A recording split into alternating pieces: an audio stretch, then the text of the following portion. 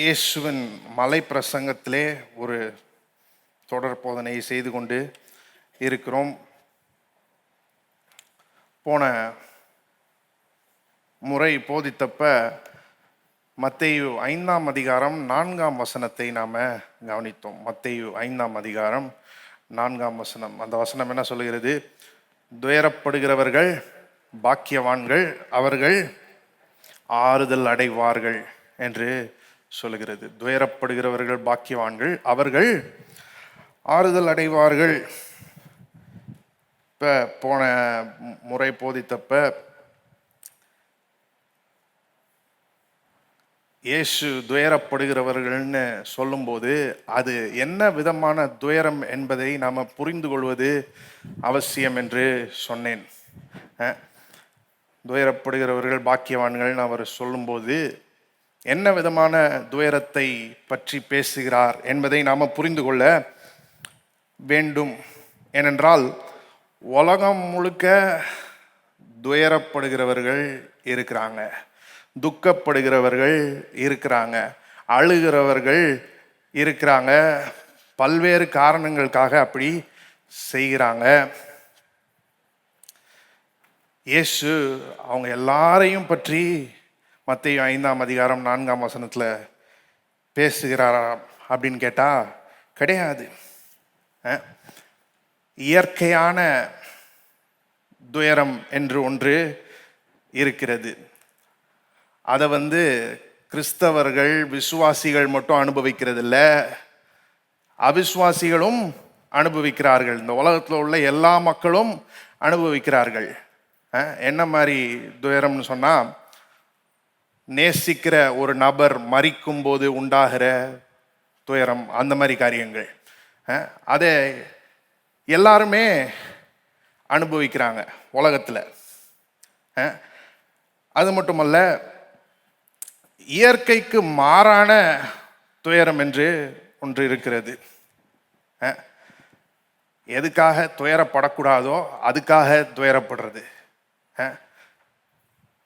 இச்சித்த காரியங்களை அடைய முடியாதப்ப துயரப்படுறது. அந்த மாதிரி இந்த மாதிரி பல காரணங்களுக்காக உலகம் முழுவதிலும் ஜனங்கள் துயரப்படுகிறார்கள். இவங்க எல்லாரையும் பற்றி இயேசு பேசுகிறாரான்னு கேட்டால் கிடையாது. இதை பற்றியெல்லாம் இயேசு பேசலை. எதை பற்றி பேசுகிறாரு? ஒரு ஆவிக்குரிய துயரத்தை குறித்து பேசுகிறார். பாவத்தை குறித்த துயரத்தை பற்றி அவர் பேசுகிறார். அந்த விதத்தில் துயரப்படுகிறவர்கள் தான் பாக்கியவான்கள். நம்ம இதை சொல்லலைன்னா உலகத்தில் என்னென்னத்துக்கோ துயரப்படுறவங்கள நாம் என்ன நினச்சிட்டு இருப்போம்? பாக்கியவான்கள்னு நினச்சிட்டு இருப்போம். அப்படி இயேசு சொல்லவில்லை, எல்லாரையும் பற்றி பேசவில்லை. யாரை பற்றி பேசுகிறாரு? ஒரு ஆவிக்குரிய துயரத்தை அனுபவிக்கிறவர்கள், பாவத்தை குறித்த துயரத்தை அனுபவிக்கிறவர்கள், அவர்களை பற்றி தான் பேசுகிறாரு. அவர்கள் தான் பாக்கியவான்கள் என்று சொல்லுகிறார். அவங்க தான் ஆறுதல் அடைவார்கள். இந்த ஆறுதலை நாம் இன்றைக்கே அனுபவித்து கொண்டு இருக்கிறோம். இந்த ஆறுதலை இன்றைக்கே நாம் அனுபவித்து கொண்டு இருக்கிறோம். ஆனால் இன்னைக்கு ரெண்டுமே இருக்குது. துயரமும் இருக்குது, அதே நேரத்தில் என்னவும் இருக்குது? ஆறுதலும் இருக்குது. பாவத்தை குறித்த துயரமும் இருக்குது, அதே நேரத்தில் என்னவும் இருக்குது? நம்முடைய இரட்சகராகிய இயேசு கிறிஸ்துவை குறித்த ஒரு ஆறுதல், அவர் நிமித்தமாக உண்டாகிற ஆறுதலும் இருக்குது. ஆனால் ஒரு நாள் வரப்போகிறது, அன்றைக்கு துயரமே இருக்காது, அன்றைக்கு துக்கமே இருக்காது, அன்றைக்கு அழுகையே இருக்காது. அந்த நாளை நாம் எல்லாரும் எதிர்பார்த்து காத்து கொண்டு இருக்கிறோம். அந்த நாள் இப்போ வரப்போறதில்ல. எப்போ வரப்போகுது? கிறிஸ்து திரும்ப வரும்போது வரப்போகிறது. அந்த மேலான ஆறுதலின் நாளுக்காக நாம் காத்திருக்கிறோம். சரி, இன்றைக்கு நாம் 5ஆம் வசனத்துக்கு கடந்து செல்ல போகிறோம். திருப்பிக் கொள்வோம். மத்தேயு 5ஆம் அதிகாரம் 5ஆம் வசனம், மத்தேயு 5:5.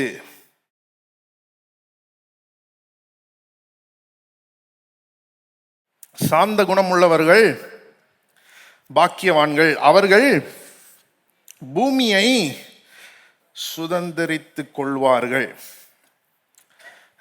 சாந்த குணம் உள்ளவர்கள் பாக்கியவான்கள், அவர்கள் பூமியை சுதந்தரித்து கொள்வார்கள். நாம் இப்போ படித்து கொண்டிருக்கிற இந்த பகுதி இருக்கு இல்லையா, இது வந்து இயேசுவின் மலை பிரசங்கத்தின் முதலாவது பகுதி. இதை பொதுவாக ஆங்கிலத்தில் என்ன அழைப்பாங்கன்னா பியாட்டிடியூட்ஸ் என்று அழைப்பார்கள். என்ன அழைப்பாங்க? பியாட்டிடியூட்ஸ் என்று அழைப்பார்கள். இங்கே இயேசு யாரை பற்றி பேசுகிறாரு? இந்த பாக்கியவான்களை பற்றி பேசுகிறார். ஆசீர்வதிக்கப்பட்ட மக்களை பற்றி பேசுகிறார். அதாவது தேவனால அங்கீகரிக்கப்பட்டவர்களை பற்றி பேசுகிறார். பாக்கியவான்கள்னா யாரு? ஆசீர்வதிக்கப்பட்டவர்கள்னா யாரு? வேற ஒன்றும் கிடையாது, அவங்க தேவனால அங்கீகரிக்கப்பட்டவர்கள். இந்த பகுதியில் இயேசு அவர்களை பற்றி பேசுகிறார். அவர்களுக்கு இருக்கிற குணாதிசயங்களை பற்றி பேசுகிறார். அப்புறம் அவர்களுக்கு உண்டாயிருக்கிற பலன்களை பற்றி பேசுகிறார். அவர்களுடைய குணாதிசயங்களை பற்றி பேசுகிறார், அப்புறம் அவர்களுடைய பலன்களை பற்றி பேசுகிறார். இந்த வசனத்தில், மத்தேயு 5ஆம் அதிகாரம் 5ஆம் வசனத்தில் அவர்களுடைய இன்னொரு குணாதிசயத்தை பார்க்கிறோம். அது என்னது சொல்லுங்க? சாந்த குணம். சாந்த குணம். இன்னைக்கு பாஷையில் சொல்லணும்னா ஜென்டில்னஸ் அப்படின்னு சொல்லலாம். ஆங்கிலத்தில் எப்படி சொல்லலாம்? ஜென்டில்னஸ். அந்த வார்த்தையில இருந்தா ஜென்டில்மேன்ற வார்த்தை வருது. இன்னைக்கு ஒருவேளை உங்களுக்கு ஆங்கிலமே தெரியாமல் இருந்தால் கூட பரவாயில்ல, ஜென்டில்மேன்ற வார்த்தை எல்லாருக்குமே தெரியும். தெரியாதவங்க இருக்க மாட்டீங்கன்னு நம்புகிறேன். இந்த ஜென்டில்மேனுடைய குணாதிசயம் என்னது? ஜென்டில்னஸ். ஜென்டில்னஸ் தமிழில் மென்மை அப்படின்னு சொல்லலாம். சாந்த குணத்தை தமிழில் இன்றைய பாஷையில் மென்மை அப்படின்னு சொல்லலாம். இந்த பாக்கியவான்களுடைய ஒரு குணாதிசயம் வந்து இப்பேற்பட்ட மென்மை. சில சமயங்களில் இயேசுவின் போதனையின் இந்த பகுதியை வாசிக்கும் போது ஜனங்கள் என்ன நினச்சிக்கிறாங்கன்னா, இயேசு பல கூட்ட மக்களை பற்றி பேசுகிறார் அப்படின்னு நினச்சிக்கிறாங்க. அதாவது ஆவியில் எளிமை உள்ளவர்கள்னா அது ஒரு குரூப்பு, அப்புறம் துயரப்படுகிறவர்கள்னா அது ஒரு குரூப்பு, அதுக்கப்புறம் சாந்த குணம் உள்ளவர்கள்னா அது ஒரு குரூப்பு, அப்படின்னு பல்வேறு கூட்ட மக்களை பற்றி அவர் பேசுகிறார் என்று நினைத்து கொள்ளுகிறார்கள். ஆனால் அது உண்மை கிடையாது. இயேசு ஒரே கூட்ட மக்களை பற்றி தான் பேசுகிறாரு. யாரை பற்றி? அவங்கள தான் பாக்கியவான்கள் என்று அழைக்கிறார். அப்போ ஆசீர்வதிக்கப்பட்ட மக்கள் இவங்க தான் பரலோக ராஜ்யத்தை சுதந்திரிக்க போகிறவர்கள். இந்த ஒரே கூட்டத்தை பற்றி தான் பேசுகிறாரு. இந்த ஒரே கூட்ட மக்களுக்கு பல குணாதிசயங்கள் இருக்கிறது. அதில் ஒரு குணாதிசயம் என்னது? ஆவியில் எளிமை. இன்னொரு குணாதிசயம் துயரப்படுகிறது. இன்னொரு குணாதிசயம் என்னது? சாந்த குணம். அப்படின்னு அப்படியே போயிட்டே இருக்குது. அதையெல்லாம் பற்றி தான் இயேசு இங்கே போதிக்கிறார். சார்ல்ஸ் ஸ்பர்ஜன் என்கிற ஒரு மாபெரும் பிரசங்கியார், ரொம்ப பிரபலமான பிரசங்கியார் வந்து இந்த குணாதிசயங்களை வந்து எப்படி சித்தரிக்கிறார்னா, ஒரு ஏணியில் உள்ள படிகளாக சித்தரிக்கிறார். ஒரு ஏணியில் உள்ள படிகளாக சித்தரிக்கிறார். அப்ப முதலாவது படி என்னது? ஆவியில் எளிமை. இரண்டாவது படி என்னது? துயரப்படுவது. மூன்றாவது படி என்னது? சாந்த குணம். இந்த சாந்த குணத்தை பற்றி பேசும்போது அவர் இப்படியாக சொல்லுகிறார்: to reach this Rang of the ladder of light, one must first set his feet upon the other two. There must be poverty of spirit and mourning of heart before there will come meekness. தமிழில் சொல்கிறேன். ஒளியின் ஏணியின் இந்த அடுக்கை அல்லது இந்த படியை எட்டுவதற்கு முதலாவது ஒருவன் மற்ற ரெண்டின் மீதும் கால்களை பதிக்க வேண்டும். சாந்த குணம் வருவதற்கு முன்பதாக ஆவியில் எளிமையும் இருதயத்தில் துயரமும் இருக்க வேண்டும். அப்ப ஒரு ஏணி மாதிரி பார்க்குறாரு. அதை முதல் படி வந்து ஆவியில் எளிமை, அப்புறம் துயரப்படுவது, அப்புறம் சாந்த குணம். சாந்த குணம் உள்ளவனா இருக்கணும்னா டைரக்டா அங்கே போயிட முடியாதுன்றாரு. அந்த படிக்கு வரணும்னா அதுக்கு முன்னாடி 2 படி இருக்கு, அதுல கால் வச்சு தான் இந்த படிக்கே வர முடியும் என்று அவர் சொல்லுகிறார். அப்ப ஆவியில் எளிமையுள்ளவர்களாக இல்லாமல், துயரப்படுகிறவர்களாக இல்லாமல், சாந்த குணம் உள்ளவர்களாக இருக்கவே முடியாது. அதனால தான் உலக மக்கள் அவிசுவாசிகளை பார்த்து நாம இவங்க சாந்த குணம் உள்ளவர்கள்னு சொல்லவே முடியாது. சாந்த குணம் இருக்கணும்னா மற்ற 2 இருக்கு இல்லையா, இதுக்கு முன்னாடி ஆவியில் எளிமை, துயரம், அது இருக்கணும்.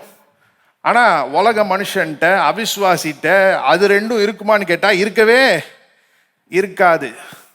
அவனுடைய ஆவிக்குரிய நிலையை பற்றி அவன்கிட்ட பேசி பாருங்க, நான் நல்லா தான் இருக்கேன் அப்படின்னு சொல்லுவான்.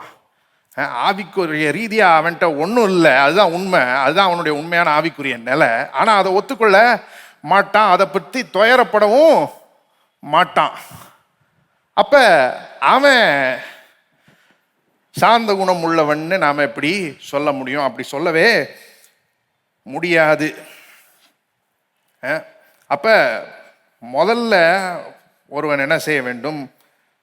அவன் ஒரு ஆவிக்குரிய ஓட்டாண்டி, ஆவிக்குரிய ரீதியாக அவன்கிட்ட எதுவுமே இல்லைன்றதை அங்கீகரிக்க வேண்டும். அதுக்கப்புறம் அதை குறித்து துயரப்பட வேண்டும். அதுக்கப்புறம்தான் அவன் சாந்த குணம் உள்ளவனாக இருக்க முடியும். சரி, இயேசு பேசுகிற இந்த குணாதிசயங்களில் முதல் 2 குணாதிசயங்கள் வந்து தே ஆர் பர்சனல், அவைகள் தனிப்பட்டவைகள். அதாவது சொல்றேன், ஆவியில் எளிமைன்றது it's a personal acknowledgement of our spiritual bankruptcy. நம்முடைய ஆவிக்குரிய ஓட்டாண்டித்தனத்தை பற்றிய ஒரு தனிப்பட்ட அங்கீகாரம்.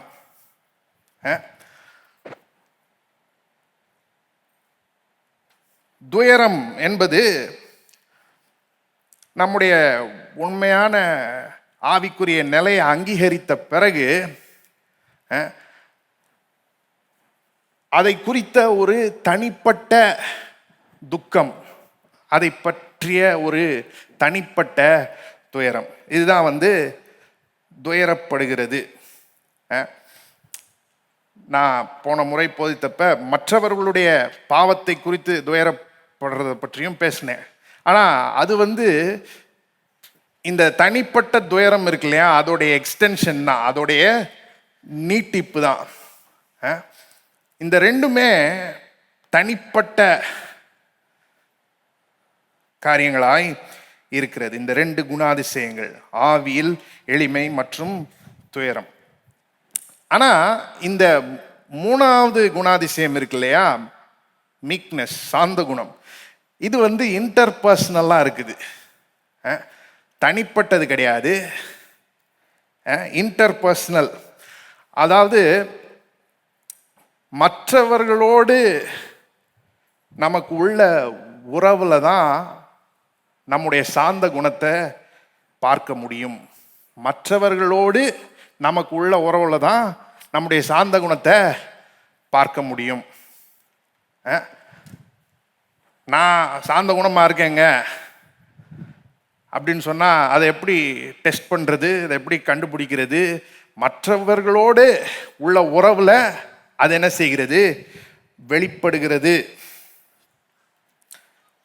அப்ப முதலாவது தேவனோட நமக்கு உள்ள உறவுல நாம சாந்த குணம் உள்ளவர்களாய் இருக்க வேண்டும். அது மட்டுமல்ல, மற்ற மனுஷரோடு நமக்கு உள்ள உறவுலையும் நாம சாந்த குணம் உள்ளவர்களாய் இருக்க வேண்டும்.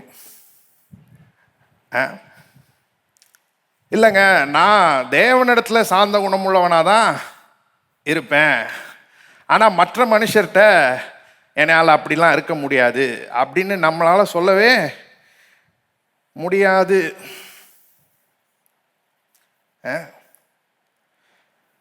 நம்ம சாந்த குணம் உள்ளவர்களா இல்லையான்றது எப்படி பார்க்கறது? மற்ற மனுஷரோட இடைப்படும் போது நாம் மென்மையாக இருக்கிறோமா இல்லையா, அதை வச்சு தான் நம்ம சாந்த குணம் உள்ளவர்களா இல்லையான்றதை பார்க்க முடியும். நாம் சாந்த குணம் உள்ளவர்களா இல்லையா என்பது அதில் தான் வெளிப்படுகிறது. இது அன்பு மாதிரி. தேவனை அன்பு கூறுகிறவன் என்ன செய்வான் சொல்லுங்க? தன் சகோதரனையும் அன்பு கூறுவான். நான் தேவனை அன்பு கூறுறேங்க, ஆனா இந்த பயல என்னையால என்ன செய்ய முடியாது, அன்பு கூற முடியாதுன்னு சொன்னா உண்மையிலே தேவனை அன்பு கூறலன்னு அர்த்தம். அப்படிதான் அப்போஸ்தலன் யோவான் சொல்றாரு அவருடைய முதலாவது நிருபத்தில். திருப்பிக் கொள்ளும் 1 யோவான் 4ஆம் அதிகாரம் 20ஆம் வசனம். 1 யோவான் 4:20. தேவனிடத்தில் அன்பு கூறுகிறேன் என்று ஒருவன் சொல்லியும் தன் சகோதரனை பகைத்தால் அவன் பொய்யன். தான் கண்ட சகோதரனிடத்தில் அன்பு கூறாமல் இருக்கிறவன் தான் காணாத தேவனிடத்தில் எப்படி அன்பு கூறுவான்?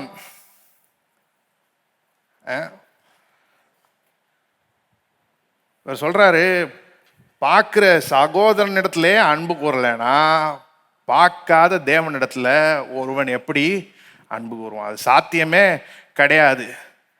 அப்படி சொல்ற மனுஷனை வேற என்னன்னு சொல்றாரு சொல்லுங்க? பொய்யன் அப்படின்னு சொல்றார். பொய்யன் என்று சொல்லுகிறார். அப்ப தேவனை நேசிச்சா என்ன செய்வோம்? சகோதரனையும் நேசிப்போம். தேவனிடத்தில் அன்பு கூர்ந்தா சகோதரனிடத்துலையும் அன்பு கூறுவோம். அதே போலதான் தேவனிடத்துல நாம சாந்த குணம் உள்ளவர்களாய் இருந்தால் மற்ற மனிதரிடத்திலையும் நாம எப்படி இருப்போம்? சாந்த குணம் உள்ளவர்களாய் இருப்போம். அவங்களோட நமக்கு இருக்கிற உறவுல நம்முடைய சாந்த குணம் வெளிப்படுகிறது. இந்த சாந்த குணம்ன்றது ஆவியில் எளிமை, துயரம், இதை பார்க்கிலும் ஆழமான ஒரு காரியமா இருக்கிறது. தேவனுக்கு முன்பாக நாம பாவிகள், ஆவிக்குரிய ரீதியா நம்மகிட்ட ஒன்றும் இல்லைன்றத ஒத்துக்கிறது கொஞ்சம் ஈஸி. ரொம்ப ஈஸின்னு சொல்லலை, ஆனால் கொஞ்சம் ஈஸி. ஆனால் அதே இது வேறவங்க நம்மகிட்ட நீ ஒரு பாவின்னு சொன்னா அது எப்படி இருக்குது? அதை நாம் வெறுக்கிறோம். நான் பாவின்னு தேவன் முன்னாடி சொல்றது அது கொஞ்சம் பரவாயில்ல. ஆனால் வேறவங்க என்னைய பாவின்னு சொன்னாங்கன்னா அதை என்னால் ஏற்றுக்கவே முடியல. இப்போ நான் இங்கே நிற்கிறேன், தேவனே பாவியாகிய என்மேல் கிருபை ஆயிரும்னு சொல்றதுல எனக்கு பிரச்சனை இல்லை. ஆனால் சர்வீஸ் முடிஞ்ச பிறகு யாராவது அட கேடு கட்ட பாவியே அப்படின்னு சொன்னா எப்படி இருக்கும்? அப்ப எப்படி ரியாக்ட் பண்றேன்? மூக்கிலேயே ஒரு குத்து விடலான்ற மாதிரி இருக்கும் இல்லையா? அந்த சமயத்துல எப்படி அதுக்கு நான் ரியாக்ட் பண்றேன்? அதை பற்றி தான் அந்த சாந்த குணம் பேசுகிறது. மற்றவர்களோடு இடைப்படும் போது நாம மென்மையானவர்களாய் இருக்கிறோமா? சிந்தித்து பார்ப்போம். இயேசு சொல்றாரு, இவர்கள் தான் பாக்கியவான்கள். எவர்கள்? இந்த சாந்த குணம் உள்ளவர்கள், இந்த மென்மையானவர்கள், இவங்க தான் பாக்கியவான்கள் என்று இயேசு சொல்லுகிறார். அவருடைய போதனையை கேட்டுக்கொண்டிருந்தவங்களுக்கு ரொம்ப அதிர்ச்சியாக இருந்திருக்கும். ஏனென்றால் இஸ்ரவேல் தேசத்தில் இயேசுவின் காலத்தில் இருந்த கலாச்சாரம் கிரெக்கோ ரோமன் கலாச்சாரம், கிரேக்க ரோம கலாச்சாரம். அந்த கலாச்சாரத்தில் சாந்த குணத்தை ஒரு நல்ல காரியமாகவே அவங்க பார்க்கல, அதை ஒரு தீமையான காரியமாக தான் பார்த்தார்கள். அவங்க என்ன நினைச்சாங்கன்னா, அந்த சாந்த குணம் ஒரு விதமான அடிமை புத்தி என்று நினைத்தார்கள். அதனால அதை வெறுத்தார்கள். அப்பேற்பட்ட காலத்தில் இயேசு சொல்றாரு, சாந்த குணம் உள்ளவர்கள் பாக்கியவான்கள் என்று. இப்போ கலாச்சாரம் வேற மாதிரி இருக்குது, அது ஒரு பக்கம். அது மட்டும் இல்லை, யூதர்களுக்கு மேசியாவை குறித்த தவறான புரிதல் இருந்தது. அவங்க என்ன நினைச்சாங்கன்னா, மேசியா ஒரு அரசியல் ரீதியான நபராக இருப்பார், இராணுவம் சம்பந்தப்பட்ட ஒரு நபராக இருப்பார் என்று எண்ணினார்கள். அந்த காலத்தில் அவங்க யூதர்கள் சொல்கிறேன், அவங்க ரோம அடிமைத்தனத்தின் கீழே இருந்தார்கள். அப்போ அவங்க என்ன நினச்சாங்க, மேசியா வருவார், இந்த ரோம அடிமைத்தனத்திலிருந்து அவர்களை விடுதலையாக்குவார் என்று அந்த விதமாக சிந்தித்தார்கள். அதனால தான் பார்த்தீங்கன்னா, ஒரு இடத்துல அவரை ராஜாவாக்க முயற்சி பண்ணுறாங்க. யோவான் 6ஆம் அதிகாரத்தில் நாம் அதை குறித்து வாசிக்கிறோம். இவர் தான் மேசியான்றதை பார்க்குறாங்க, இவர் தான் உலகத்தில் வருகிற தீர்க்கதரிசின்னு பார்க்குறாங்க. பார்த்துட்டு உடனே என்ன செய்கிறாங்க, அவரை ராஜாவாக்கணும்னு முயற்சி பண்ணுறாங்க. ஆனால் இவருடைய ராஜ்யம் எப்பேற்பட்ட ராஜ்யம் என்பதை அவங்க புரிந்து கொள்ளவே இல்லை. இன்னும் சொல்லணும்னா, சீஷர்கள் கூட அதை புரிந்து கொள்ளவில்லை. இவங்க எல்லாருமே என்ன எதிர்பார்த்துட்டு இருக்கிறாங்க, ஒரு வல்லமையான நபர் வருவார், இவங்களை ரோம அடிமைத்தனத்திலிருந்து விடுதலை ஆக்குவார் அப்படின்னு எதிர்பார்த்துட்டு இருக்கிறாங்க. மேசியாவை பற்றி அவங்க அப்படிதான் சிந்திக்கிறாங்க, அப்படிதான் மேசியாவை புரிந்து வச்சிருக்கிறாங்க. ஆனா அவர் என்ன பிரசங்கம் பண்ணிட்டு இருக்கிறாரு, சாந்த குணமுள்ளவர்கள் பாக்கியவான்கள், சாந்த குணமுள்ளவர்கள் பாக்கியவான்கள் அப்படின்னு பிரசங்கம் பண்ணிட்டு இருக்கிறாரு. எப்படி இருந்திருக்கும் அவங்களுக்கு? ஒரு பக்கம் கலாச்சார ரீதியாகவும் அவங்களுக்கு அதிர்ச்சியாக தான் இருந்திருக்கும். அதே நேரத்தில் அவங்களுடைய மத ரீதியான எதிர்பார்ப்பின் விதத்திலையும் அவங்களுக்கு என்னவாக தான் இருந்திருக்கும், அது அதிர்ச்சியூட்டக்கூடியதாக தான் இருந்திருக்கும். இந்த சாந்த குணம் உள்ளவர்கள், மென்மையானவர்கள், பாக்கியவான்கள் அப்படின்னு சொல்லிட்டு அதோட நிப்பாட்டில் இயேசு என்ன சொல்றாரு, அவர்கள் பூமியை சுதந்தரித்து கொள்வார்கள். அவர்கள் பூமியை என்ன செய்வார்களாம், சுதந்தரித்து கொள்வார்களாம். திருப்பிக் கொள்வோம், சங்கீதம் 37ஆம் அதிகாரம், சங்கீதம் 37 11வது வசனம். இயேசு குறிப்பா இந்த வசனத்தை தான் மத்தேயு 5ஆம் அதிகாரம் 5ஆம் வசனத்திலே மேற்கோள் காட்டுகிறார். சங்கீதம் 37:11, சாந்த குணம் உள்ளவர்கள் பூமியை சுதந்தரித்து மிகுந்த சமாதானத்தினால் மனமகிழ்ச்சியாய் இருப்பார்கள். சாந்த குணம் உள்ளவர்கள் என்ன செய்வாங்களாம், பூமியை சுதந்திரிப்பார்களாம். பொதுவாக பார்த்தீங்கன்னா, ஆதிக்கம் செலுத்துகிறவர்கள், முரட்டுத்தனமா இருக்கிறவர்கள், கடுமையா இருக்கிறவர்கள், ஒரு மாதிரி கொடுங்கோல் ஆட்சி செய்கிறவர்கள், இவங்க தான் பூமியின் மேல ஆதிக்கம் செலுத்தி தங்களுடைய ராஜ்யங்களை ஸ்தாபிக்கிறார்கள். பிசினஸ் எம்பையர், இந்த வார்த்தையை கேள்விப்பட்டிருக்கிறீங்களா? கேள்விப்பட்டிருந்தா கை தூக்குங்க. Business empire. ஸோ கொஞ்சம் பேருக்கு தெரியுது. அதாவது தமிழில் சொல்கிற வர்த்தக சாம்ராஜ்யம். பெரிய பெரிய பிஸ்னஸஸை பார்த்து வர்த்தக சாம்ராஜ்யம் அப்படின்னு சொல்கிறாங்க. பொதுவாக இந்த மாதிரி சாம்ராஜ்யத்தை ஸ்தாபிக்கிறவங்க யாருன்னு கேட்டால் சாந்த குணம் உள்ளவர்கள் கிடையாது, மென்மையானவர்கள் கிடையாது. அப்போ உலகத்தில் பொதுவாக சாந்த குணம் உள்ளவர்கள் பெருசாக எதையும் என்ன செய்யறதில்ல, சுதந்திரிக்கிறது இல்லை. உலகத்தில் அப்படிதான் இருக்குது. இயேசு தன்னுடைய சீஷர்களிடத்துல எப்படியாக சொன்னார். மார்க்கு 10ஆம் அதிகாரம் திருப்பிக் கொள்வோம். மார்க்கு 10:42 வசனம். அப்பொழுது இயேசு அவர்களை கிட்ட வரச் செய்து, புறஜாதியாருக்கு அதிகாரிகளாக எண்ணப்பட்டவர்கள் அவர்களை இருமாப்பாய் ஆளுகிறார்கள். அதாவது அடக்கி ஆள்றதை பற்றி பேசுகிறார். என்றும் அவர்களில் பெரியவர்கள் அவர்கள் மேல் கடினமாய் அதிகாரம் செலுத்துகிறார்கள் என்றும் நீங்கள் அறிந்திருக்கிறீர்கள். அப்போ உலகத்தில் பொதுவாக என்ன நடக்குதுன்றதை பற்றி இயேசு பேசுகிறாரு.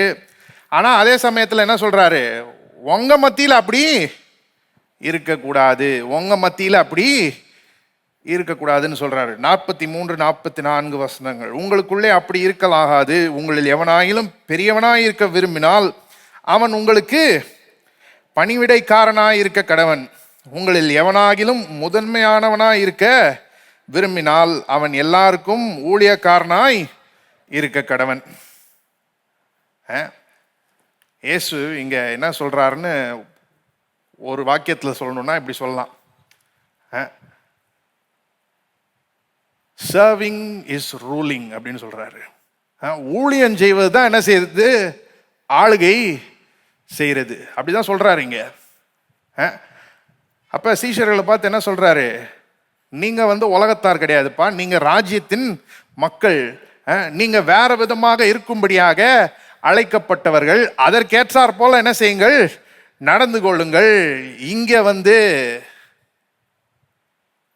இந்த அடக்கி ஆள்றதுக்கெல்லாம் வேலையே கிடையாது. இங்க கடினமாய் அதிகாரம் செலுத்துறதுக்கெல்லாம் வேலையே கிடையாது. இங்க ஊழியம் செய்யறது தான் என்னது, ஆளுகை செய்யறது. நம்ம எதிர்பார்ப்புக்கு அப்படியே மாறா சொல்றாரு பாருங்க இயேசு. இந்த மாதிரி பல காரியங்களை இயேசு போதிக்கிறார். நம்ம எதிர்பார்க்கவே மாட்டோம், அந்த மாதிரி காரியங்களே அவர் போதிக்கிறார். மார்க் 10ஆம் அதிகாரத்தில் இருக்கிறோம் இல்லையா, ஒரு 2 உதாரணங்கள் காண்பிக்கிறேன். மார்க் 9:35. மார்க் 9ஆம் அதிகாரம் 35ஆம் வசனம். அப்பொழுது அவர் உட்கார்ந்து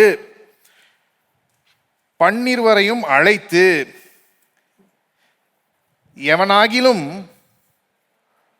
முதல்வனாய் இருக்க விரும்பினால் அவன் எல்லாருக்கும் கடையானவனும் எல்லாருக்கும் ஊழியக்காரனுமாய் இருக்க கடவன் என்று சொல்லி இங்க என்ன சொல்றாருன்னா, லாஸ்ட் இஸ் ஃபர்ஸ்ட். கடையானவன் தான் என்ன போட்டிருக்கு, முதல்வன்.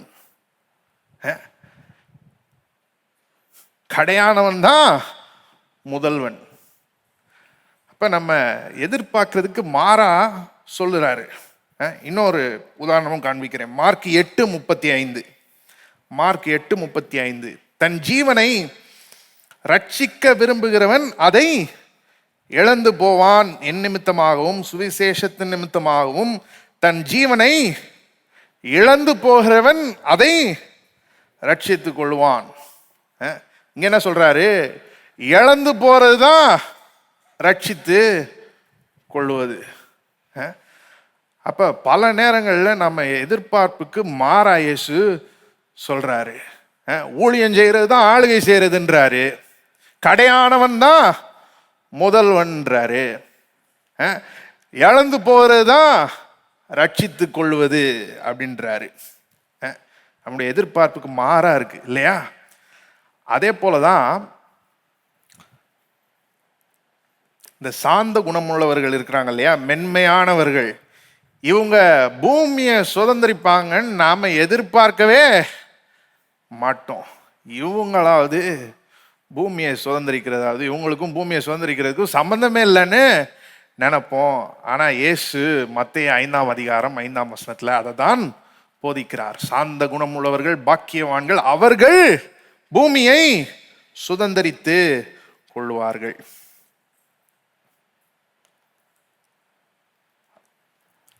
இப்ப சாந்த குணம் அப்படின்னா என்னது? சாந்த குணம் அப்படின்னா என்னது? அதை கவனிப்பதற்கு முன்பதாக சாந்த குணம்னா என்ன கிடையாது அப்படின்றத கவனிப்போம். சாந்த குணம்னா என்னன்றத கவனிக்கிறதுக்கு முன்னாடி சாந்த குணம்னா என்ன கிடையாது என்பதை பற்றி பேச விரும்புகிறேன். சாந்த குணம் என்பது ஒரு இயற்கையான குணாதிசயம் கிடையாது. சாந்த குணம் என்பது ஒரு இயற்கையான குணாதிசயம் கிடையாது. சில சமயங்களில் நாம் என்ன செய்கிறோம், ஒரு மாதிரி சாதுவாக இருக்கிற நபர்களை பார்த்து இவங்க சாந்த குணம் உள்ளவர்கள் அப்படின்னு நினைக்கிறோம். இவங்களை பற்றி தான் இயேசு பேசி கொண்டிருக்கிறார் மத்தேயு 5ஆம் அதிகாரம் 5ஆம் வசனத்தில் அப்படின்னு நாம் நினைக்கிறோம். ஆனால் இயேசு ஒரு இயற்கையான சுபாவத்தை பற்றி என்ன செய்யவில்லை, பேசவில்லை. சிலர் பிறப்பிலேயே ஒரு மாதிரி நயமானவர்களாக இருப்பாங்க, நேச்சுரலி நைஸ்ன்னு சொல்லுவாங்க. மற்றவங்களோட நல்லா ஒத்து போவாங்க. அந்த மாதிரி குணாதிசயம் பிறப்பிலே அவங்களுக்கு இருக்கும். அந்த மாதிரி நபர்களை பற்றி தான் இயேசு பேசிட்டு இருக்கிறாரான்னு கேட்டா கிடையாது. அவர் ஒரு இயற்கையான குணாதிசயத்தை பற்றி பேசவே இல்லை. அப்படி பிறப்பிலேயே சிலர் அப்படி நயமா இருக்கிறாங்க இல்லையா, மற்றவங்களோட நல்லா ஒத்து போறாங்க. அப்படிப்பட்ட காரியம் இட்ஸ் பியூர்லி பயாலாஜிக்கல். அது வெறும் உயிரியல் சார்ந்தது. சிலர் அப்படி இருக்கிறாங்க, சிலர் அப்படி இல்லை. சிலர் பிறப்பிலே அப்படி இருக்கிறாங்க, சிலர் அப்படி இல்லை.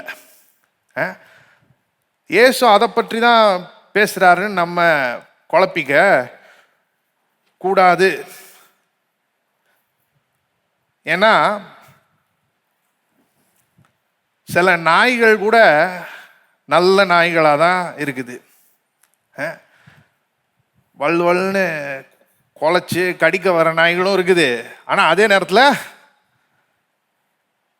இப்படி கொஞ்சம் அமைதியாக இருக்கிற நாய்களும் இருக்குது. ரொம்ப சாதுவாக இருக்கிற நாய்களும் இருக்குது. ரொம்ப ஃப்ரெண்ட்லியாக இருக்குது. நல்லா மற்ற நாய்களோடையும் சரி ஓனரோடையும் சரி அதுக்கு நல்லா ஒத்து போகுது. இப்போ அது அப்படி இருக்கிறதுனால இயேசு அதை பற்றி பேசுகிறாரு மத்தேயு 5ஆம் அதிகாரம் 5ஆம் வசனத்துலன்னு சொல்ல முடியுமா? முடியாது. அதே போல தான் சிலர் பிறப்பிலேயே எப்படி இருக்கிறாங்க, ஒரு மாதிரி நயமான மக்களா இருக்கிறாங்க, நேச்சுரலி நைஸ், மற்றவங்களோட நல்லா ஒத்து போறாங்க. ஆனால் அவர்களை பற்றி இயேசு பேசவில்லை. ஒரு இயற்கையான குணாதிசயத்தை பற்றி அவர் பேசவில்லை. இயற்கைக்கு அப்பாற்பட்ட ஒரு குணாதிசயத்தை பற்றி அவர் பேசுகிறார். பரிசுத்த ஆவியானவர் நமக்குள்ளாக செயல்பட்டு உண்டாக்குகிற அப்பேற்பட்ட ஒரு குணாதிசயத்தை பற்றி இயேசு இங்கே பேசுகிறார். அப்ப நம்முடைய இயற்கை சுபாவம் என்னவாக இருந்தாலும் பரவாயில்ல, நாமும் சாந்த குணம் உள்ளவர்களாய் இருக்கலாம். நாமும் சாந்த குணம் உள்ளவர்களாய் தான் இருக்க வேண்டும். இது இயற்கை பிரகாரமாக ஒரு மாதிரி சாதுவாக இருக்கவங்களுக்கு மட்டும் இல்லை, பிறப்பிலேயே கொஞ்சம் மாதிரி போல்டா அக்ரெசிவா ஒரு மாதிரி தாட் புட்னு இருக்கவங்களுக்கும் பொருந்தும். அப்போ அதை சாக்கு சொல்ல முடியாது. இல்லைங்க நான் பிறப்பிலே அப்படிதான், என்னையெல்லாம் சாந்த குணமாக இருக்க முடியாது அப்படின்னு சொல்ல முடியாது. கர்த்தருடைய ஆவியானவர் எல்லா கிறிஸ்தவர்களுக்குள்ளாகவும் செயல்படுகிறார். அவங்களுடைய இயற்கை சுபாவம் எப்பேற்பட்டதா இருந்தாலும் பரவாயில்ல, அவங்க இயற்கை பிரகாரமா ரொம்ப சாதுவானவங்களா பரவாயில்ல, அதே நேரத்தில் இயற்கை பிரகாரமா ரொம்ப ஒரு மாதிரி முரடர்களா பரவாயில்ல, எல்லாருக்குள்ளேயும் அவர் கிரியை செய்து இந்த சாந்த குணத்தை என்ன செய்கிறார்? உண்டு பண்ணுகிறார். கர்த்தருடைய ஆவியானவர் அதை செய்கிறார். அப்ப நம்ம ஒருவேளை சொல்லலாம், நான் பிறந்ததே இப்படிதாங்க, என்னால ஒன்றும் பண்ண முடியலங்கன்னு. நம்மால பண்ண முடியாதுதான், அது உண்மைதான். ஆனா நமக்குள்ளே வாசமாயிருக்கிற பரிசுத்த ஆவியானவரால முடியுமா முடியாதா? நிச்சயமா முடியும், நிச்சயமா முடியும். அதனாலதான் பார்த்தீங்கன்னா அப்போஸ்தலனாகிய பவுல் இந்த சாந்த குணத்தை ஆவியின் கனி என்று குறிப்பிடுகிறார். கலாத்தியர் 5ஆம் அதிகாரம் திருப்பிக் கொள்வோம். கலாத்தியர் 5:22. கலாத்தியர் 5:22. ஆவியின் கனியோ அன்பு, சந்தோஷம், சமாதானம், நீடிய பொறுமை, தயவு, நற்குணம், விசுவாசம், சாந்தம், இச்சையடக்கம். இங்க ஆவியின் கனி என்று சொல்லிவிட்டு 9 குணாதிசயங்களை இங்கே பட்டியலிடுகிறார். என்னென்ன? அன்பு, சந்தோஷம், சமாதானம், நீடிய பொறுமை, தயவு, நற்குணம், விசுவாசம், சாந்தம், இச்சையடக்கம். அப்ப இந்த பட்டியலில் சாந்தமும் வந்துருது. ஆவியின் கனினா என்னது? ஆவியின் கனினா வேற ஒன்றும் கிடையாது. ஒரு கிறிஸ்தவனுக்கு பரிசுத்த ஆவியானவரோடு இருக்கிற உறவினால உண்டாகிற கனி தான் ஆவியின் கனி. அப்ப நம்ம இயற்கையா ஒருவேளை முரடர்களா இருக்கலாம், முரட்டு சுவாபம்னு சொல்றாங்க இல்லையா, முரணங்க அவன் அப்படின்னு, அந்த மாதிரி இருக்கலாம். ஆனா அவர்களுக்குள்ளேயும் பரிசுத்த ஆவியானவர் கிரியை செய்து அவர்களை சாந்த குணம் உள்ளவர்களாக என்ன செய்ய முடியும்? மாற்ற முடியும்.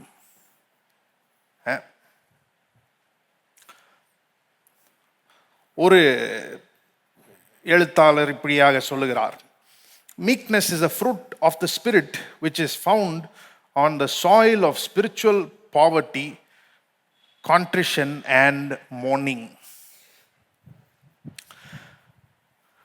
அதாவது ஆவிக்குரிய தரித்திரம், வருத்தம் மற்றும் துயரம் என்கிற மண்ணில் விளைகிற ஆவியின் கனி தான் என்னதான்?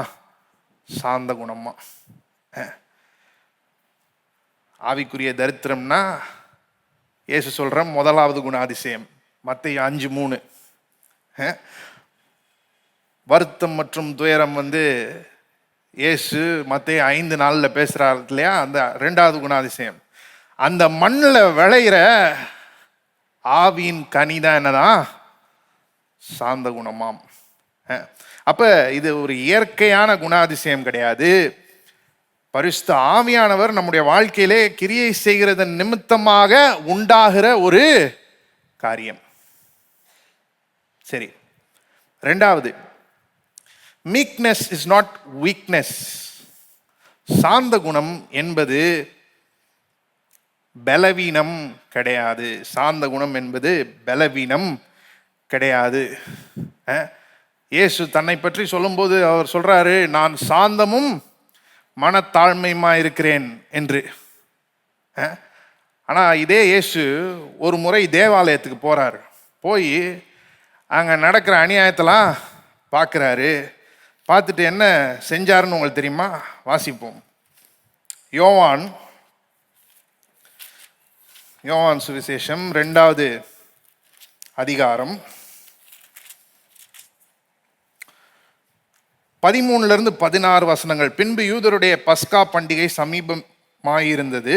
அப்பொழுது இயேசு எருசலேமுக்கு போய் தேவாலயத்தில் ஆடுகள், மாடுகள், புறாக்கள் ஆகிய இவைகளை விற்கிறவர்களையும் காசுக்காரர் உட்கார்ந்திருக்கிறதையும் கண்டு கயிற்றினால் ஒரு சவுக்கை உண்டு பண்ணி அவர்கள் யாவரையும் ஆடு மாடுகளையும் தேவாலயத்துக்கு புறம்பே துரத்திவிட்டு காசுக்காரருடைய காசுகளை கொட்டி பலகைகளை கவிழ்த்து போட்டு புறா விற்கிறவர்களை நோக்கி இவைகளை இவ்விடத்திலிருந்து எடுத்து கொண்டு போங்கள், என் பிதாவின் வீட்டை வியாபார வீடாக்காதிருங்கள் என்றார்.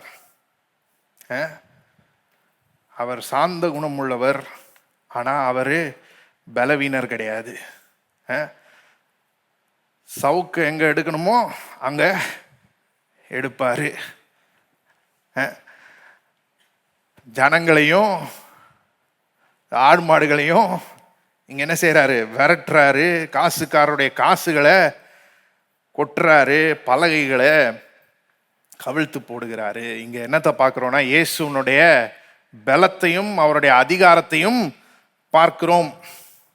அவர் சாந்த குணம் உள்ளவர், ஆனா அவர் பலவீனர் கிடையாது. சாந்த குணம் என்பது பலவீனம் கிடையாது.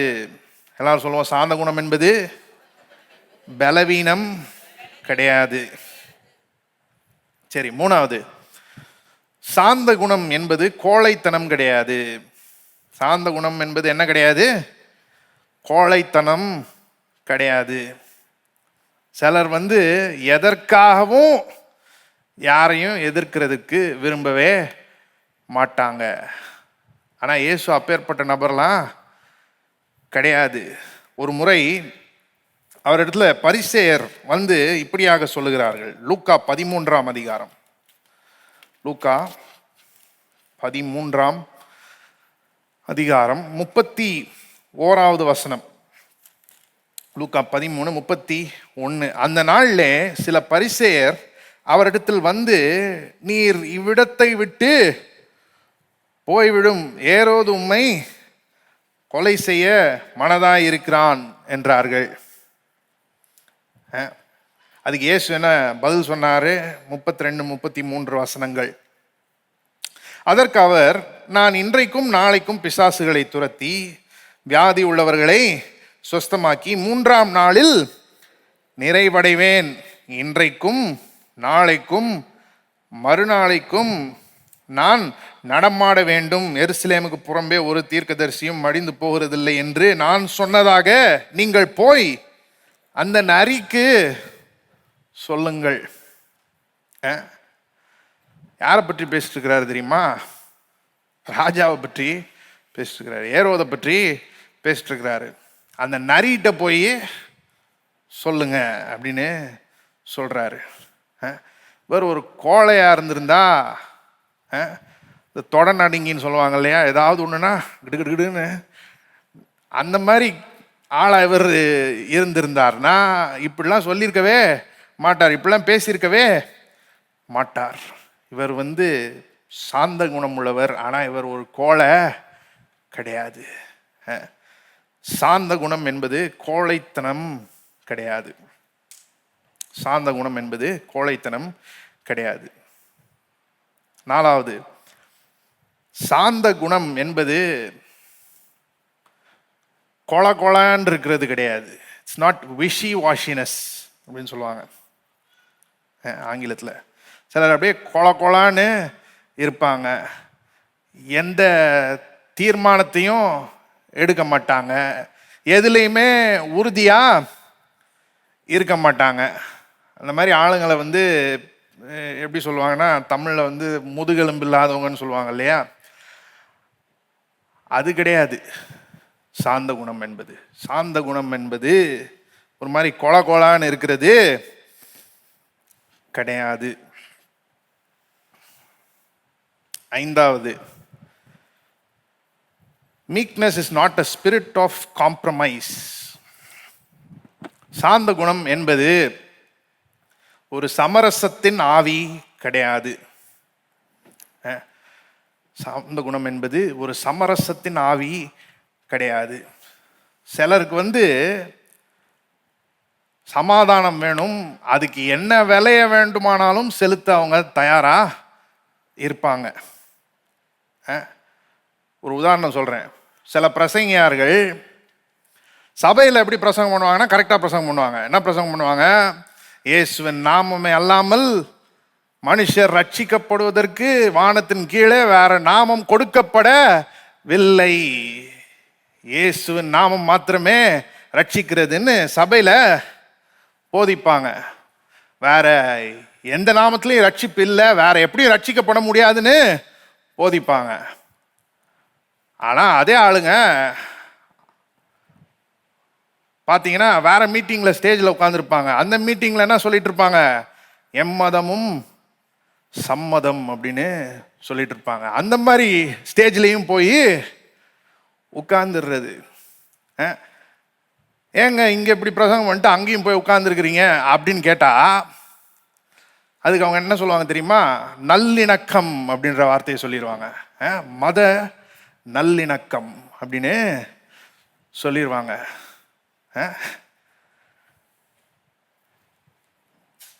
அதாவது ஜனங்களும் இதுதான் சாந்தம் குணமா இருக்கிறது அப்படின்ற மாதிரி நினைச்சுக்குவாங்க பாருங்க. அதுதான் பிரச்சனை. அந்த மாதிரி கூட்டங்களுக்கு வராத பாஸ்டருங்களை என்னன்னு சொல்லுவாங்க? இந்த ஆள்லாம் சாந்தமான ஆளே கிடையாதுன்னு சொல்லுவாங்க. அந்த மாதிரி கூட்டங்களுக்கு வந்து அங்கேயும் ஸ்டேஜில் உட்கார்ந்து இருக்கிறவங்க தான் யாரு? சாந்த குணம் உள்ளவர்கள் அப்படின்னு சொல்லுவாங்க. ஆனால் அது சாந்த குணமே கிடையாது. அது சாந்த குணமே கிடையாது. It's a spirit of compromise, ஒரு சமரசத்தின் ஆவி. அது சாந்த குணம் கிடையாது. சிலருக்கு டிஸ்அக்ரி பண்ணவே பிடிக்காது. யாராவது ஏதாவது சொன்னாங்கன்னா அது தப்பா இருந்தா கூட அதுக்கு மறுப்பு தெரிவிக்க மாட்டாங்க, அது தப்புன்னு சொல்ல மாட்டாங்க. ஏன்னா அதை பற்றி ஒரு வாக்குவாதம் வேணான்னு அவங்க நினைப்பாங்க. இது வந்து it's a spirit of compromise. இது வந்து சாந்த குணம் கிடையாது.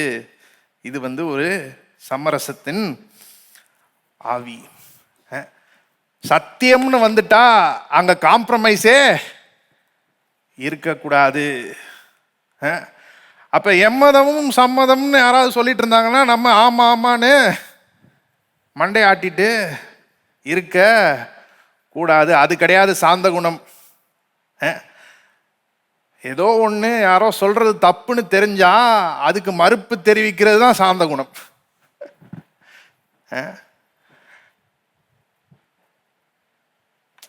எல்லாம் பரவாயில்லைங்க அப்படின்னு இப்படி சமரசமா போயிடுவோம், அது கிடையாது சாந்த குணம். சாந்த குணம் என்பது சமரசத்தின் ஆவி கிடையாது. ஆறாவது, மீக்னஸ் இஸ் நாட் லேசினஸ். சாந்த குணம் என்பது சோம்பேறித்தனம் கிடையாது. சாந்த குணம் என்பது சோம்பேறித்தனம்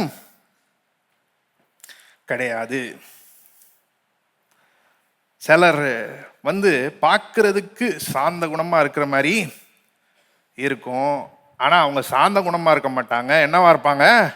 சோம்பேறிகளா இருப்பாங்க. அவங்களுக்கு எதையும் செய்யறதுக்கு விருப்பம் இல்லை, எல்லாத்த பற்றியும் சோம்பேறித்தனம். அப்ப மேலோட்டமா பார்த்தா ஓ எவ்வளோ சாந்தமானவங்கன்ற மாதிரி இருக்கும். ஆனால் கொஞ்சம் ஆழமாக பார்த்தோம்னா நம்ம கண்டுபிடிச்சிருவோம் இது சாந்த குணம் கிடையாது. இது என்னது? சோம்பேறித்தனம். அப்ப அதை பற்றி இயேசு இங்கே பேசவில்லை. சாந்த குணம் என்பது சோம்பேறித்தனம் கிடையாது. இப்ப 6 காரியங்கள் சொன்னேன். சாந்த குணம் என்பது என்ன கிடையாது அப்படின்றத பற்றி.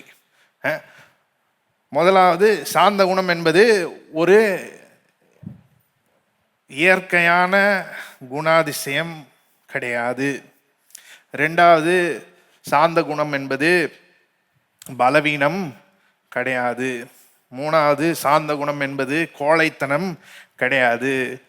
நாலாவது, சாந்த குணம் என்பது கொலான்னு இருக்கிறது கிடையாது. ஐந்தாவது, சாந்த குணம் என்பது சமரசத்தின் ஆவி கிடையாது. ஆறாவது, சாந்த குணம் என்பது சோம்பேறித்தனம் கிடையாது. இயேசு மத்தேயு 5ஆம் அதிகாரம் 5ஆம் வசனத்துல இதையெல்லாம் பற்றி சாந்த குணம் என்று பேசவில்லை. சரி, இப்ப சாந்த குணம்னா என்ன அப்படின்றத பற்றி பேச ஆரம்பிப்போம். ஏற்கனவே நேரம் ஓரளவு போயிடுச்சு, அதனால இன்றைக்கு ஆரம்பிப்போம். ஆனால் இன்னைக்கு முடிக்க முடியாது, அடுத்து நான் தொடர்கிறேன். இந்த சாந்த குணம் என்று மொழிபெயர்க்கப்பட்டிருக்கிற அந்த கிரேக்க வார்த்தை அது என்ன என்பதை குறித்து நமக்கு சொல்லுகிறது. அந்த கிரேக்க வார்த்தை வந்து பிராயிஸ் என்கிற வார்த்தை. பிராயிஸ் என்கிற வார்த்தை கிறிஸ்துவுக்கு முன்பாக 4வது நூற்றாண்டிலே அரிஸ்டாட்டில் என்கிற ஒரு மாபெரும் கிரேக்க தத்துவ மேதை இருந்தார். அவர் வந்து இந்த பிராயிஸை இப்படியாக டிஃபைன் பண்ணுகிறார், இப்படியாக வரையறுக்கிறார். It is the mean between excessive anger and the inability to show anger at all. அதாவது என்ன சொல்றாரு, அதிகப்படியான கோபத்துக்கும் கோபமே காட்ட முடியாத ஒரு நிலைக்கும் இடைநிலை தான் என்னது இந்த பிராயிஸ், இந்த சாந்த குணம் என்று அவர் சொல்லுகிறார். அவர் வந்து இந்த சாந்த குணம் உள்ள மனுஷனை பற்றி பேசும்போது சொல்றாரு, he is angry on the right occasion and with the right people and at the right moment and for the right length of time. அதாவது சாந்த குணம் உள்ளவன் யாருன்னா, சரியான இடத்திலே சரியான நபர்களிடத்தில் சரியான வேளையிலே சரியான கால அளவிற்கு கோபப்படுகிறவன் அப்படின்னு சொல்றாரு. அப்ப கோபமே இல்லாம இருக்கிறத பற்றி பேசல. அரிஸ்டாட்டில் என்ன சொல்றாரு, it's the mean between excessive anger and the inability to show anger at all. அப்ப அதிகப்படியான கோபத்துக்கும் கோபமே காட்ட முடியாத நிலைக்கும் இடைநிலை தான் என்னது சாந்த குணம். சரியான இடத்துல சரியான நபர்களிடத்தில் சரியான வேளையில சரியான கால அளவிற்கு கோபம் வரணும். கோபமே வரலைன்னா அங்கேயும் ஏதோ பிரச்சனை இருக்குன்னு அர்த்தம் இல்லையா? 1900களில் ஒரு மாபெரும் வேத வல்லுனர் இருந்தார். ஸ்காட்லாந்து தேசத்தை சேர்ந்தவர். அவருடைய பேர் வந்து வில்லியம் பார்க்லே. அரிஸ்டாட்டில் இந்த பிராயிஸ் என்கிற வார்த்தையை டிஃபைன் பண்ணார் இல்லையா, வரையறுத்தார் இல்லையா, அந்த வரையறையின் அடிப்படையில் தன்னுடைய காமெண்ட்ரியில், அவருடைய வேத விளக்க உரையில் மத்தேயு 5ஆம் அதிகாரம் 5ஆம் வசனத்தை இந்த விதமாக அவர் மொழிபெயர்த்தார். அரிஸ்டாட்டில் வந்து எப்படி அதை டிஃபைன் பண்ணாருன்னு சொன்னோம். அதிகப்படியான கோபத்துக்கும் கோபமே காட்ட முடியாத நிலைக்கும் இடைநிலைன்னு சொன்னார். சரியான நேரத்தில் சரியான நபர்கள் இடத்துல சரியான இடத்துல சரியான கால அளவுக்கு கோவப்படுறதுன்னு அவர் சொல்றாரு. இப்போ அதன் அடிப்படையில் பார்க்லே என்ன பண்றாரு, மத்தேயு 5ஆம் அதிகாரம் 5ஆம் வசனத்தை இந்த விதமா மொழிபெயர்க்கிறார். தன்னுடைய காமெண்ட்ரி, தன்னுடைய வேத விளக்க உரையில் இந்த விதமாக மொழிபெயர்த்திருக்கிறார். Blessed is the man who is always angry at the right time and never angry at the wrong time. என்ன சொல்றாரு, எப்பயுமே சரியான நேரத்தில் கோபப்பட்டு சரியில்லாத கோபப்படக்கூடாத நேரத்தில் ஒருபோதும் கோபப்படாதவன் தான் பாக்கியவான் என்று அவர் சொல்லுகிறார். இப்போ நீங்கள் கேட்கலாம், கோபப்படுறதுக்கு எது சரியான நேரம், எது தப்பான நேரம்னு. அதை பற்றியும் அவர் பேசுகிறார். If we ask what the right time and the wrong time are, we may say as a general rule for life that it is never right to be angry for any insult or injury done to ourselves. That is something that no Christian must ever resent, but that it is often right to be angry at injuries done to other people. Selfish anger is always a sin. Selfless anger can be one of the great moral dynamics of the world. Tamil அப்படியே மொழிபெயர்க்கிறேன். சரியான நேரம் தவறான நேரம் எது என்று கேட்டால், வாழ்க்கைக்கு பொதுவான விதியாக நாம் இப்படி சொல்லலாம்: நமக்கு செய்யப்பட்ட அவமானத்துக்கு அல்லது தீமைக்கு கோபப்படுவது ஒருபோதும் சரி கிடையாது. எப்படி சொல்றாரு பாருங்க. நம்ம எதுக்கு கோபப்படுவோம்? அதுக்கு தான் கோபப்படுவோம். வேற எவனுக்காவது தீமை நடந்தா அது பாட்டுக்கு நடந்துட்டு போட்டோம், நம்ம பாட்டுக்கு போயிட்டு இருப்போம் அப்படின்னு இல்லையா? ஆனா இவர் என்ன சொல்றாரு?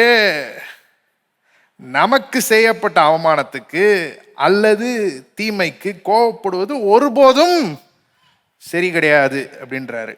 அதை எந்த கிறிஸ்தவனும் ஒருபோதும் வெறுக்கக்கூடாது. ஆனால் மற்றவர்களுக்கு செய்யப்படுகிற தீமையை குறித்து கோபப்படுவது அநேக நேரங்களில் சரியாய் இருக்கிறது. மற்றவங்களுக்கு செய்யப்படுற தீமையை பற்றி கோபப்படுவது அநேக நேரங்களில் சரியாய் இருக்கிறது. சுயநலமான கோபம் எப்போதும் பாவமே. Selfish anger is always a sin. சுயநலமான கோபம் எப்போதும் பாவமே. ஆனால் சுயநல மற்ற கோபமோ உலகத்தின் தார்மீகத்தை, அதாவது இந்த மாரல் வேல்யூஸை வடிவமைக்கக்கூடிய மாபெரும் சக்தியாய் இருக்க முடியும்.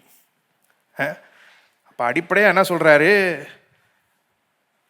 நமக்கு யாராவது தீமை செஞ்சிட்டாங்களா, நம்மளை யாராவது அவமானப்படுத்திட்டாங்களா, அப்போ கோபப்படுறது பாவம் அப்படின்றாரு. அப்படி நடக்கும்போது ஒருபோதும் நாம் என்ன செய்யக்கூடாது? கோபப்படக்கூடாது.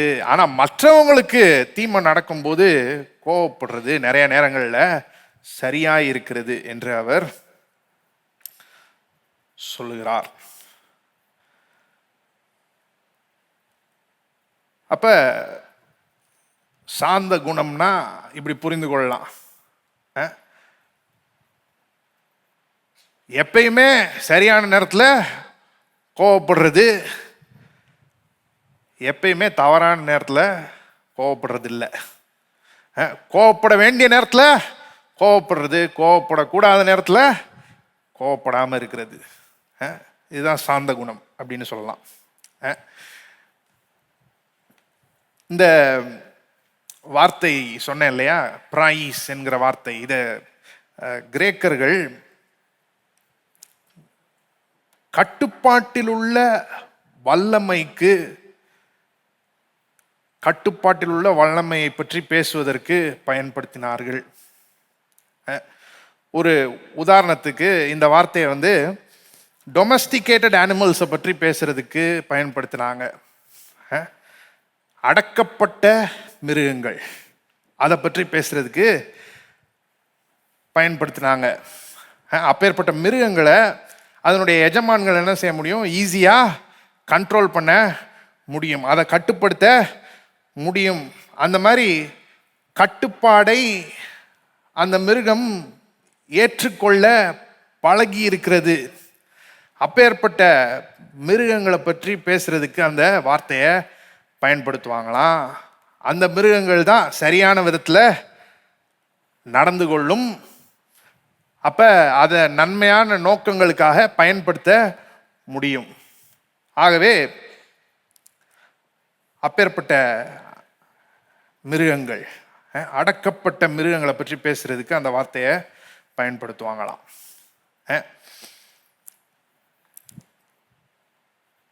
அது மட்டும் இல்லை, சூதிங் மெடிசினை பற்றி பேசுறதுக்கு அதை பயன்படுத்துவாங்களாம். நிவாரணம் கொடுக்கிற மருந்தை பற்றி பேசுவதற்கு அந்த வார்த்தையை பயன்படுத்துவாங்களாம். நல்ல மருந்து நம்முடைய நோய்களிலிருந்து நமக்கு விடுதலை கொடுக்கிறது, பயங்கர உதவிகரமான ஒரு காரியமாக இருக்கிறது இல்லையா? கிறிஸ்தவத்தில் சில பிரிவுகள் என்ன சொல்கிறாங்கன்னா, மருந்தே எடுக்கக்கூடாது, மருந்து எடுத்தா பரலோகம் போக முடியாது அப்படின்னு சொல்கிறவங்க நிறையா இருக்கிறாங்க.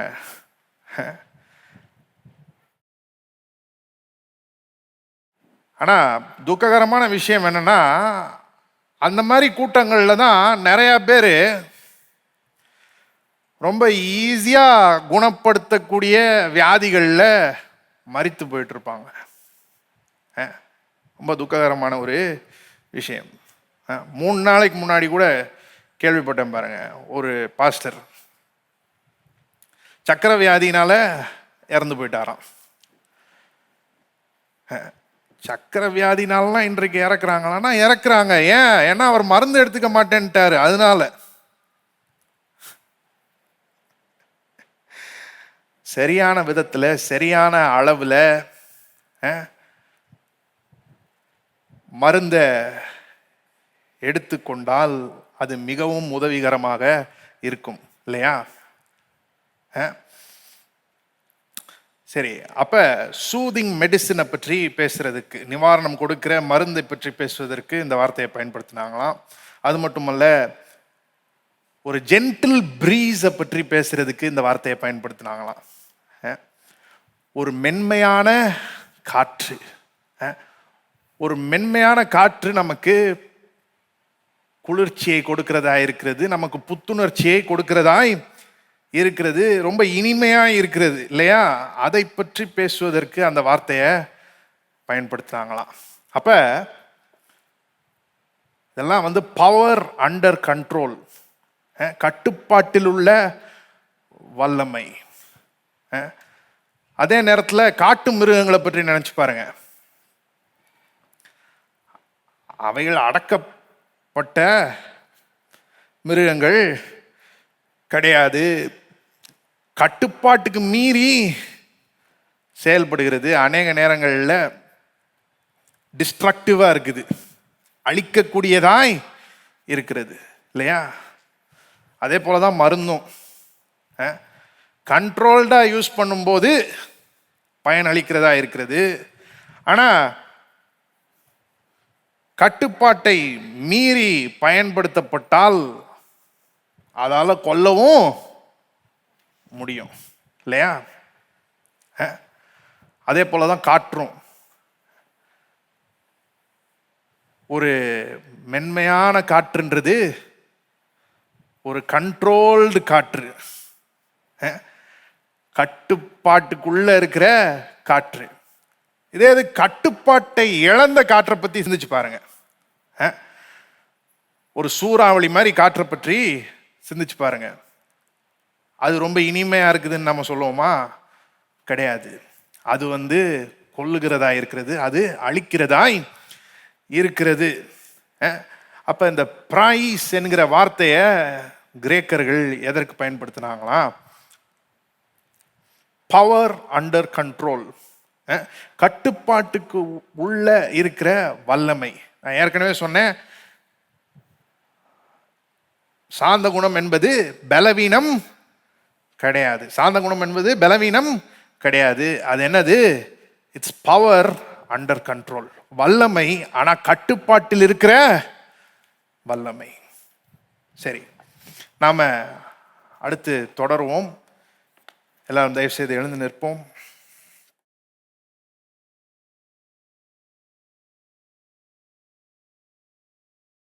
ஜெபிப்போம். பரலோக பிதாவே, ஆண்டவராகிய இயேசு நாமத்திலே உம்மிடத்தில் வருகிறோம். ஆண்டவரே, இந்த வேலைக்காய் உமக்கு ஸ்தோத்திரம். கூடி வந்து உம்முடைய வார்த்தையை கேட்கிற இந்த பாக்கியத்தை நீர் எங்களுக்கு கொடுத்தபடினால் உமக்கு ஸ்தோத்திரம். சாந்த குணம் உள்ளவர்கள் பாக்கியவான்கள் என்று சொல்லி இருக்கிறீரே ஆண்டவரே.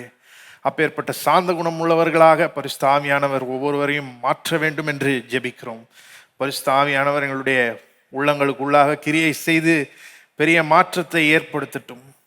உம்மோடு நடந்து கொள்வதிலும் நாங்கள் மென்மையாக இருக்க வேண்டும். மற்ற நபர்களிடத்தில் நடந்து கொள்வதிலும் நாங்கள் மென்மையானவர்களாய் இருக்க வேண்டுமே ஆண்டவரே. அப்பேற்பட்டவர்களாய் எங்களை மாற்றும். தொடர்ந்து உம்முடைய பிரசனம் எங்களோடு தங்கி இருப்பதாக.